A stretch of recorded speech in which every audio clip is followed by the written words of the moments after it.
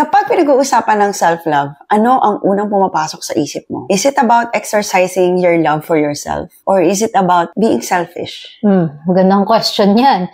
Kasi most of the time when we hear the word self-love, nami-misinterpret yan ng madami. Whether kung paano i-exercise sa sarili mo, or minsan kasi baka meron na siyang boundaries na pwedeng mapunta sa pagiging selfish. Napapatanong kasi ako kapag pinag-uusapan kasi yung word na self-love, naiintindihan ba talaga nung ilan sa mga tao na nagsasabing, self-love to, deserve ko to. Kaya parang, do they really understand ano ba talaga ibig sabihin ng self-love? Kasi parang minsan, ang selfish ng dating. Am I making sense, Chen? Yes. Actually, sa personal life ko, may mga na-encounter ako ng mga ganyan tao. Nag-express sila ng self-love.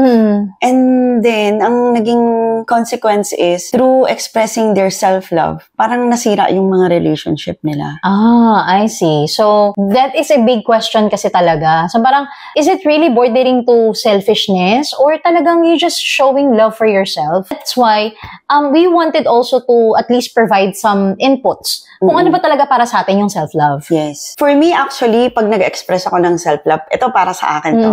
One of the things is through self-care. Self-care. Wow. So, self-love is pagbibigay ng pagpapahalaga or alaga sa sarili mo. Sa iba't ibang aspeto yan. Siyempre, ang una dyan is yung physical care. I like that. Physical care meaning you're gonna be conscious about the things or food na kakainin mo. So, that includes exercising. Proper, not actually diet, yung proper food intake. Yes, diba? Lalo na pag nasa edad 30 and 40 ka na, pataas. That's right. Kailangan conscious ka na talaga sa kakainin mo. Or nagpapalaboratory ka, para kahit paano nakikita mo na, or there's something wrong. Tutuwa ko sa nagpapalab. Parang last year pa ako nagpalab. Ako parang last week lang, kaya relate much. That's also one of the things na pwede nating pag-focusan when it comes kasi sa self-care, diba? Yung physical. Additionally, pwede rin nating pag-focusan yung isang aspect ng life natin, yung emotional.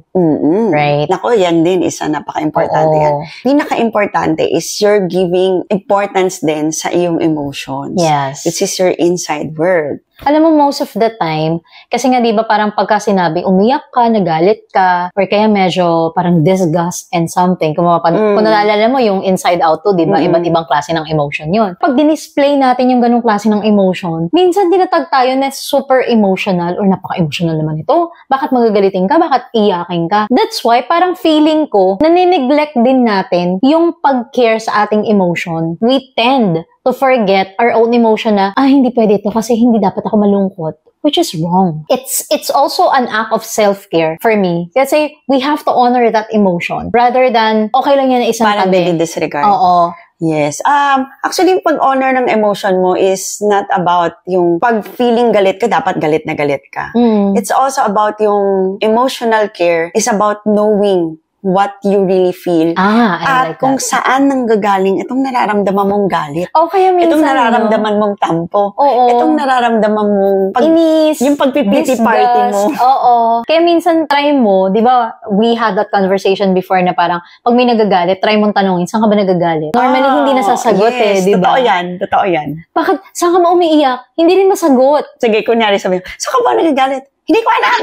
Diba? So parang, ang nangyayari kasi, the more that we set aside our emotion sa isang particular situation, the more na siniset aside pala natin siya, I figured and I've learned na magpa-pile up siya. Yes. Kaya doon nangyayari na biglang maibubuhos mo siya sa iba. And that is also an act of self-love. It's an act of self-care na kailangan, at the end of the day, i-honor mo yung emotion mo. Huwag mo isang tabi. So, yung another area naman na pwede nating bigyan ng self-care sa ating buhay o sa ating sarili ay yung mental health. Diba? Sobrang grabe yung, lalo na nung pandemic, common na hashtag is yung mental health. Yes, mental health. And yung mental health, maraming sakop talaga yun. Napaka-wide niyan. Pero isa sa mga bagay na dapat pinagtutuunan natin as individuals ay yung pagkakaroon ng o pag-aalaga ng ating pag-iisip. Actually, it is correlated with the emotion na diniscuss natin kanina. Because when we, again, neglect our emotions, hindi natin siya ino-honor, hindi natin siya nilalabas, pero responsibly ang nangyayari kasi is it affects our mental health. Kasi sinusuppress natin yung emotion natin. And that is why yung depression and anxiety mas tumataas. I love the story na nabasa ko at sinishare sinishare sa atin actually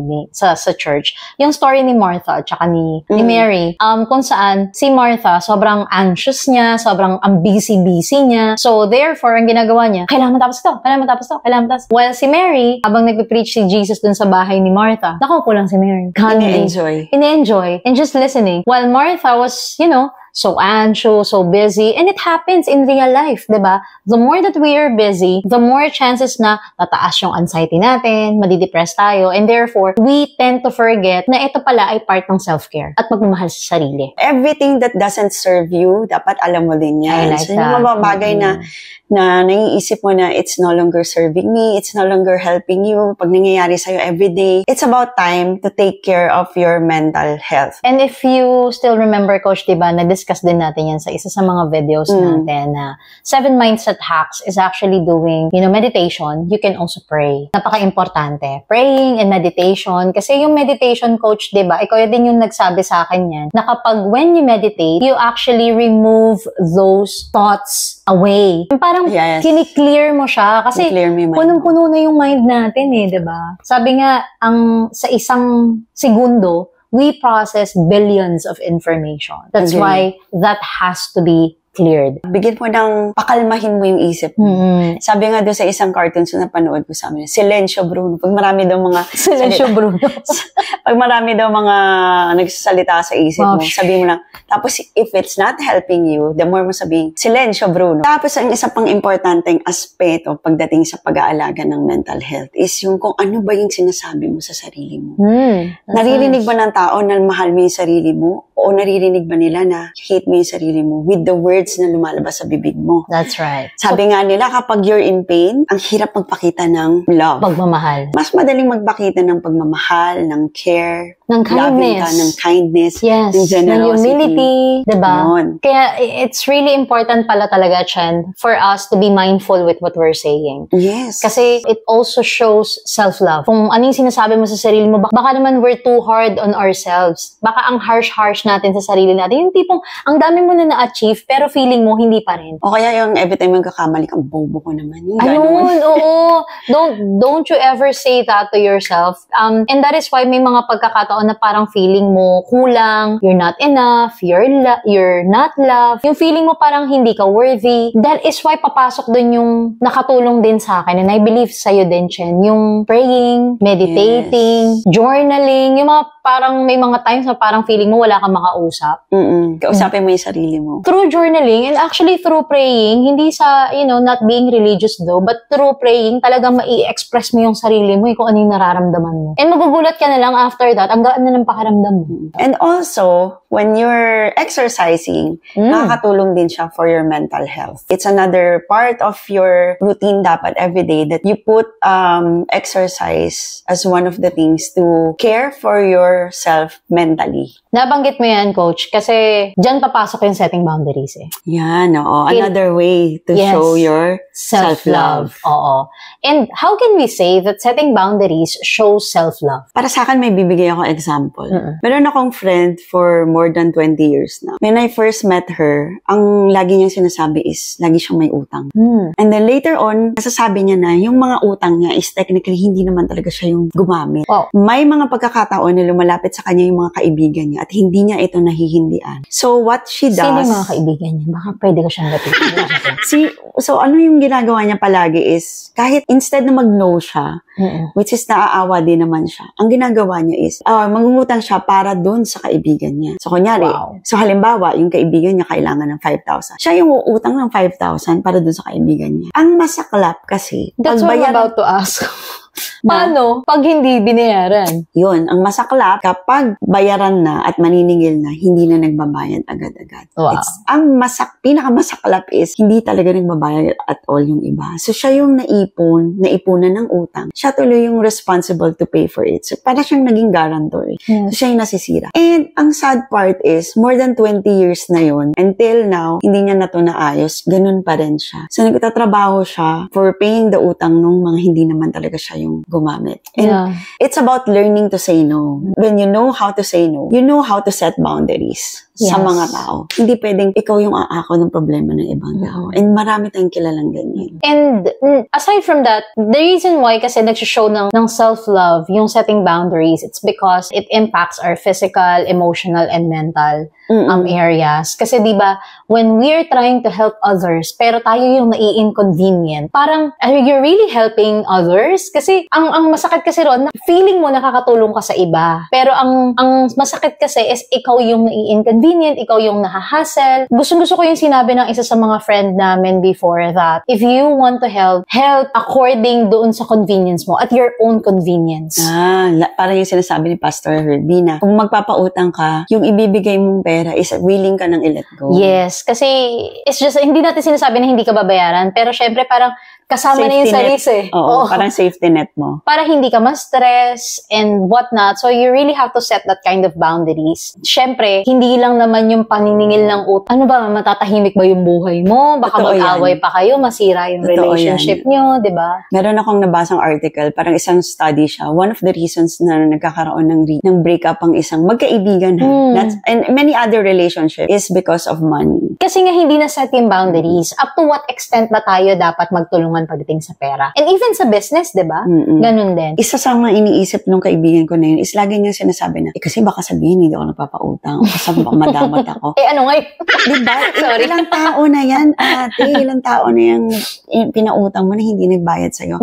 So one of the things is, wag mong isipin yung sasabihin ng ibang tao. It's like you're allowing the society to dictate your action. Actually, mahirap yun. Yung hindi mo iisipin, yung hindi mo iisipin yung sasabihin ng iba. Just being honest, you know, sometimes, hindi mo kasi aalis sa sarili mo, ano yung sinabi niya? May nasabi ba akong hindi maganda? Baka ako to. Yung parang tipong minsan, may nasabi ako and then that person wasn't able to tanggapin yun in a nice way. Oo. Kaya parang minsan mapapaisip ko, baka napasama ko yung loob niya. Yung mga ganon. And honestly, mahirap yun may mga ganyan ka noon. Noon at least nabago mo na. Mahirap actually yun. Yung parang hindi mo iisipin yung sasabihin ng iba. It's not about letting others to tell you what to do. It's about parang iniisip mo kasi na baka nakasakit ka. Masyado lang ba ako mabait para isipin ko kung nasaktan ko sila. Parang gano'n. O masyado mo lang talagang iniisip yung mga sasabihin ng ibang tao. Magiging habit mo yan. Yes. That's why ganun siya, nagpautang. Hindi na nakakabuti sa kanya. And para sa akin, you have to be kind to yourself. Na not to think of what others would think about. Really, it's setting boundaries talaga. Yes. Up to what extent mo iisipin yung nasabi ng iba or nasabi mo sa kanila. And another thing na nakikita ko din is, when it comes to setting boundaries, is you have to set time for yourself. Paano ko nasabi na set time for yourself? Normally, what we're hearing, kahit ako nun personally, alam mo to, Chen, na parang walang-wala ka ng time. Parang 24 hours man yung time mo, pero parang ubus na. And then, sa sobrang dami ng ginagawa. Yes, and then we figured, yun pala kasi, pagising ko, iniisip ko agad, ano ba yung need kong tapusin? Rather than me thinking, ano muna yung gagawin ko para sa sarili ko, for me to face my day. So, nakakalimutan ko na yung mga importanteng routine like praying, yung journaling, meditating, exercising, at saka yung pagkain muna sa umaga. Ang iniisip ko agad, paano ako maglilinis ngayon. Ganun agad yung pumapasok sa isip ko. It's more of parang ano yung pwede mong ibigay for others. Yes, oo. And meron tayong nakausap before na parang walang katapusan yung paglilinis niya and all hanggang sa naramdaman niya. At during that time na nakikipagkwentuhan sa atin, ramdam mo yung bigat na pagod. Paano niyang sinasabing pagod na siya at wala siyang oras sa sarili niya. Doon ka mapapunta sa part na yun yung feeling mo wala kang oras sa sarili mo. Pero actually, lahat tayo may kanya-kanyang 24 hours a day. Yes. It's just a time of management. And isa sa na-discover natin is time management pala is a limiting belief. You're the one limiting yourself. And setting time for yourself includes may mga schedules ka na for today. That's why scheduling is very important. Tapos may biglang, halika dito, sama ka dito, or kaya, gawin mo to. Hindi nga yun kasama sa schedule mo. But because you wanted na pagbigyan, ayan na naman tayo sa hindi tayo makapag-no. Sineset aside natin yung supposedly gagawin natin all for the benefit of that particular situation. Pleaser or favor, diba? Parang pleaser ka tuloy. Ang nangyayari kasi, pag nag-set aside ka ng tasks mo, magpa-pile up yan. Yes. Tapos magpapatong-patong hanggang sa marirealize, napapagod yung burnout. Papasok na sa anxiety. Kasi yung feeling mo wala ka natatapos eh. Alam mo, direct, yung one of the ways to show self-love, para sa akin is yung nagre-reflect ka. Nagre-reflect. You're doing self-reflection. Ah. Meaning, pag may mga araw talaga na hindi mo maiiwasan na may magsasabi sa'yo na hindi maganda. And then, initially, syempre, you're gonna feel bad. Pero para sa akin, when you do self-reflection, iisipin mo na parang, bakit kaya niya nasabi to? It will somehow, if you were gonna do it every day or religiously, if it will somehow help you discover who you really are. And then, you become more matured as well. May mga na-encounter din tayo ng mga tao. Ano ba naman to? Ang tanda na, parang walang pinagkatandaan. Parang hindi man lang niya naiisip na, seriously, hanggang ngayon, ganyan ka pa rin mag-isip at your age. So, diba? You're saying that self-reflection is kind of like reflective soul. Yung parang, having a reflective soul. Yung parang ini-evaluate mo yung sarili mo. If, let's say, not only for a certain day, but let's say, meron kang nakasamaan ng loob, ini-evaluate mo yung sarili mo, ano ba yung ginawa ko doon? Ano ba yung mali ko doon? Ano ba yung pwede ko pang i-improve? And those kind of questions and questioning yourself is not being harsh. You're allowing yourself to grow, to learn, and be matured. Mismo. Diba? It's really an act of maturity. And normally kasi when we assess and we evaluate ourselves, mahirap yun. Diba? Natatandaan mo, sabi nga natin, ano yung pinakamahirap na problemang harapin? Yeah, and the hardest problem to face is to face your own problem. At saka, syempre, mahirap harapin yung sarili mo. Oo. Diba? It's... actually, pag nagsa-self-reflect ka, you're not denying. Hindi ka denial. Ganon. That's right. And takes a lot of, hindi courage. Yes, it takes a lot of courage for you to evaluate yourself. Madalas kasi hindi naman tayo open talaga sa feedback eh. We are not open to some sort of recommendations, ganyan. Kaya minsan, kung hindi mo naririnig sa iba, tapos kaya mong gawin sa sarili mo that you can evaluate your own behavior, that's grabe, that's really an act of self-love. Kasi diba lagi nating sinasabi, we cannot give what we don't have. Parang related din siya sa sinasabi natin kanina na if you're in pain, puro pain din yung ibibigay mo. Yes, that's right. But if you're full of love, puro love din. So, ito yung isang way to improve your self-love. Yes. To do a self-reflection. Sasagutin na natin ang tanong, selfish nga ba ang self-love? Para sa akin, hindi. Especially if you're giving love for yourself, like giving time for yourself, doing reflection, or nagsi-self-care ka, as long as yung decision-making mo is hindi maaapektuhan negatively yung mga tao sa paligid mo, like your loved ones, your family, your mga anak, then that's not selfish for me. Yes. And for me, self-love is not selfish because katulad ng lagi nating sinasabi, we cannot give what we don't have. Yung ibang tao nga, willing kang mahalin, willing kang bigyan ng pagmamahal, pakita ng pagmamahal, mag-care, magbigay sa'yo ng panahon, give you things na maaring makapagpasaya sa'yo, magbigay sa'yo ng joy, ng peace, and whatnot. Pero ikaw sa sarili mo, you don't want to give it. So I guess, if you don't do this, mas selfish ka because you cannot give more. Yes. And sa mga tao, yun yung magiging impact nun. Nagiging selfish ka sa sarili mo and it impacts you negatively, which is yun na din ang naibibigay mo outside. Yes, because if the primary reason why we are giving ourselves this love na kailangan natin, it's because we want to give more. We want to love more, we want to show more. So therefore, self-love is not selfish. It depends kung paano yung act, kung paano mo siya i-execute. As long as self-love will not impact others in a bad way, then that self-love is really a love that we needed. Yeah, for ourselves. Kaya kayo mga nakapanood na itong video na to, please share your thoughts. Let us know, ano ba, selfish ba ang self-love para sa inyo? Ano ba yung mga naranasan nyo about self-love? Yan. And kung kayo naman yung isang tipo ng tao na ine-exercise talaga yung self-love, share us kung ano yung mga ginagawa nyo and what you have experienced so that we will be able to learn from you. Let us know your thoughts. And once again, my name is Rose. And I'm Chen. Till next time. Bye!